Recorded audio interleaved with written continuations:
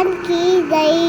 खलीले पाक आका ने फरमाया जो मुझसे दिन भर में दरूद पाक पढ़ेगा क़यामत के दिन उससे मुसाफहा दूंगा।